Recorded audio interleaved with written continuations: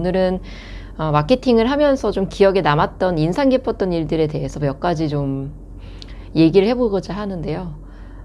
제가 마케팅을 하면서 제가 한 10개 정도 제품을 이제 런치를 했었죠. 하다 보니까 정말 여러 가지 에피소드들이 기억에 남거든요. 가장 주안점은 제 스스로가 어떻게 하면 재미를 좀 찾을 수 있을까, 재밌게 할 수 있을까, 이런 부분들을 좀 많이 고민을 했던 것 같아요. 그래서 즐겁게 하려면 사람들이 같은 생각을 하는 거잖아요. 더 어떻게 하면 이 제품을 효과적으로 고객에게 소개할 수 있을까, 그리고 사람들로 하여금 움직이게 할 수 있을까, 이런 고민들을 자연스럽게 하게 됐던 것 같아요. 의료기기는 이제 눈에 보이는 제품이잖아요. 눈에 이렇게 보이잖아요. 실질적으로 유형의 형체가 있는 것이라 가장 중요한 판촉 활동 중 하나가 저희가 데모라고 해서 데모 키트를 보여주는 겁니다. 거기에는 제품뿐만 아니라 제품을 효과적으로 좀 디스플레이 할 수 있는 좀 보조 장치들도 같이 저희가 제작을 해요. 그래서 이를테면 좀 얘가 부드러운 곡선이 있다는 걸 강조하기 위해서 이렇게 곡선의 모양을 하고 고정할 수 있는 틀을 같이 삽입을 한다든지 이렇게 저희가 진행을 하는데요. 이제 조금씩 그 앞단에 신제품을 출시를 하면서 경험들과 피드백이 쌓였을 거잖아요. 그리고 한 3-4개 정도 제품을 런치했을 때 이제는 좀 제대로 한번 만들어 봐야겠다. 데모 킷을 만들어 보고 여느 때보다 좀 준비를 잘 해서 런치를 잘 하고 싶다, 이런 생각이 들었었어요. 그래서 데모 킷을 직접 이제 제작 업체와 함께 머리를 맞대고 어떤 모양을 하면 좋을지, 좀 가벼워야 되고 그럼에도 보여줄 수 있는 최대치를 그 안에서 효과적으로 할 수 있도록 구성품은 좀 알차야 됐고, 그리고 누가 봐도 와 저게 뭐야, 되게 열어보고 싶게 만들고 싶었어요. 되게 세련되고 예쁘게, 크지 않고 적당한, 이제 손에 들고 다닐 만한 우리 한 책 정도 사이즈로 딱 열게 되면 그 안에 촥 마치 무슨 보물 같은 게 쏟아져서 반짝반짝 주얼리 같은 보물이 쏟아져서 그런 누구라도 들여다보고 싶게끔 하는 그런 제품을 만들고 싶었어요. 그래서 실제로 머리를 맞대고 제작업체와 고민을 많이 해서 실제로 잘 만들었죠. 저는 이제 제품을 런치할 때 프로덕트 세미나를 하잖아요. 어떤 제품이 저희가 가지고 왔습니다 라고 병원에서 이제 제 제품 설명회를 하는데 세일즈 영업사원이 직접 진행하는 경우도 있고요. 경우에 따라서는 마케팅 담당자가 와서 프레젠테이션 하는 게 더 효과적일 수도 있겠다라고 판단이 되는 경우에는 제가 갔었어요. 제가 프로모션을 걸면서 제가 제품 설명회는 지원을 나가겠다. 병원별로 프레젠테이션이 필요한 병원이 있으면 알려달라, 이렇게 얘기를 했었어요. 그래서 갔죠. 어떤 병원은 아침에 7시 반에 프레젠테이션 하는 경우도 있었고요.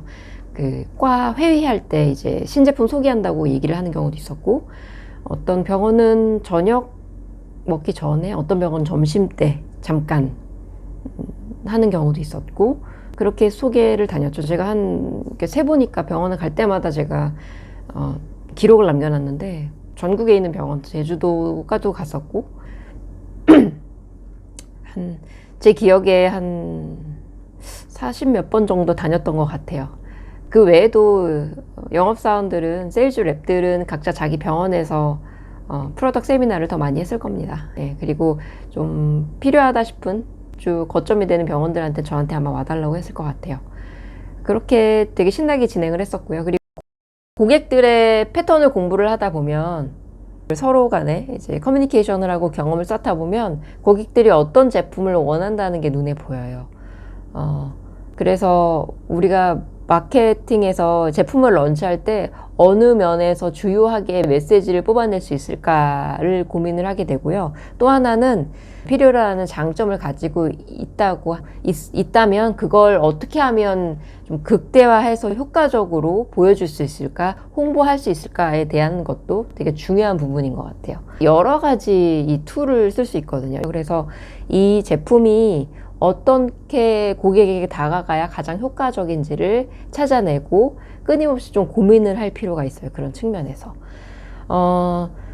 제가 좀 양끝단에 있었던 경우를 한번 생각을 해보면, 어떤 제품은 술기 하우투가 되게 중요한 제품이 있었어요. 그 제품은 마침 리콜을 한번 했었어요. 리콜을 하고 나서 이제 다시 런치를 하는데, 그때 제가 주안점을 가졌던 것이 선생님이 손에 익을 때까지 충분한 시간을 두고 그리고 나서 선생님들이 환자분한테 사용할 수 있도록 돕자. 충분한 트레이닝 기간을 둬서 트라이얼 에러를 가질 수 있도록. 물론 저희도 이렇게 사용하는 겁니다 라고 그 아주 효과적인 메시지를 전달을 하지만 선생님들이 결국에는 요거구나 하고 감을 잡는 게 중요하거든요.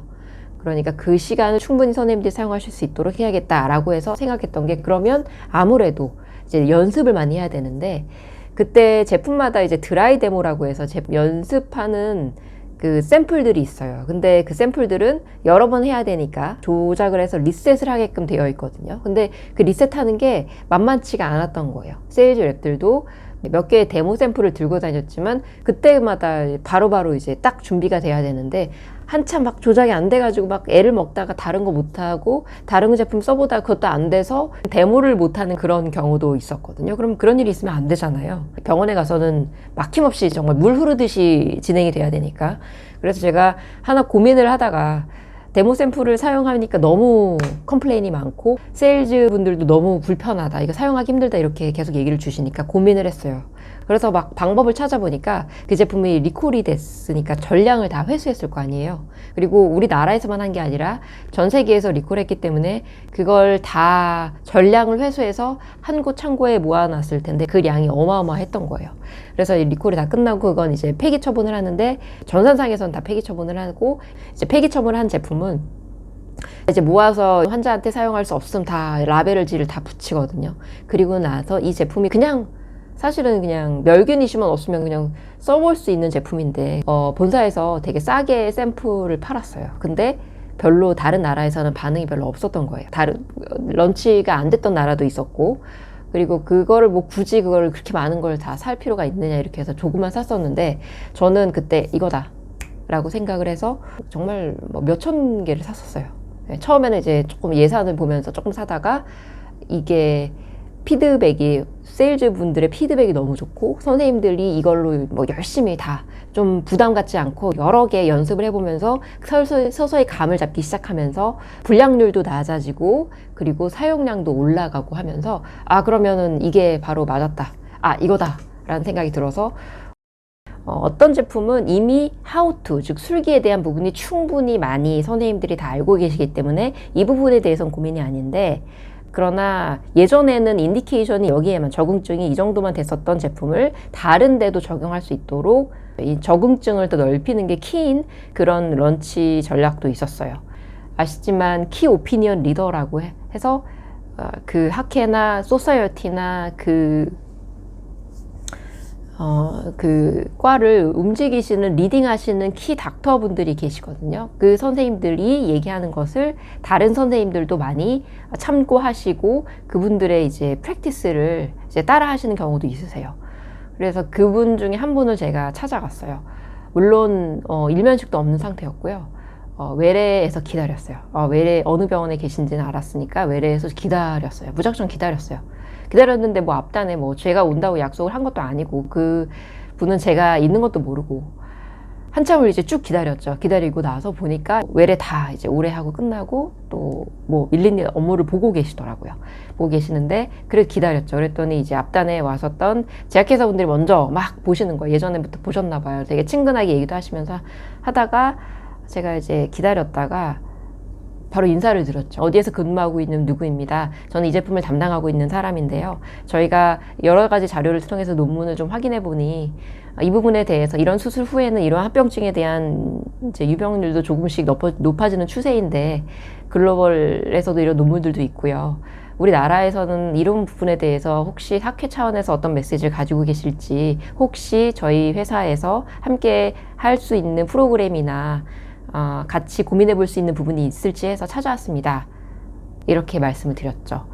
그리고 나서 저희가 어떤 일을 하는 사람들인지를 이제 교수님한테 빨리 인사를 드리고, 그리고 저희가 학회 차원에서 그리고 교수님과 어떤 고민을 같이 하고 싶다, 학회와 함께 움직이고 싶다라는 얘기를, 메시지를 저희가 드렸었고요. 그리고 나서는 한 2번 정도 더 찾아가고 나서 그러면 이제 교수님들이 아이디어를 많이 주셨어요. 이렇게 누구를 찾아가서 무슨 얘기를 하고 이렇게 할 수 있다. 물론 그분하고 저는 이제 그때 처음 만난 거예요. 그리고 만난 지 한 2번, 3번 됐을 때 그러면 저희가 선생님들을 모여서 선생님들과 함께 처음으로 어쨌든 오피셜하게 이런 주제를 가지고 논의해 본 적이 없으니까 저희가 자리를 한번 만들어 보겠습니다. 이렇게 말씀을 드렸었어요. 그때는 일본 선생님 중 한 분이 관련된 논문을 쓰셨었거든요. 그래서 그분을 본인의 그 논문을 발표하는 자리이고, 그리고 한국 분 중에 2분을 이제 연자로 모셔서 키 메시지를 좀 전달해 주실 수 있는 3명이서 저희가 웨비나를 준비를 했어요. 그래서 처음으로 이제 이 수술 후에 생길 수 있는 특정 합병증에 대한 한국 사람이 이 수술을 받고 나서 생길 수 있는 특정한 합병증에 대해서 우리가 한번 얘기를 해보자라는 그런 시간을 처음으로 마련을 했죠. 그 행사가 선생님한테 호응을 받으면서 끝났었어요. 마무리가 됐었고, 그리고 이제 연자로 참여하셨던 선생님들도 나도 사실은 내가 술기 이쪽에 많이 포커스를 해서 이 특정 합병증에 대해서는 이제 좀 고민이 시작되는 단계였는데 이렇게 회사에서 먼저 그 주제를 가지고 와주니까 또 고민할 수 있는, 또 공부할 수 있는 그런 이제 좋은 기회가 되기도 해서 굉장히 좋은 경험으로서 생각이 됐었죠.